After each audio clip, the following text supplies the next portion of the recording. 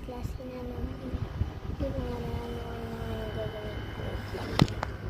Yan yung doggy ko. Tapos, hindi ko alam na may klaseng pinayo kasi ito na ako ng gamit ko sa school.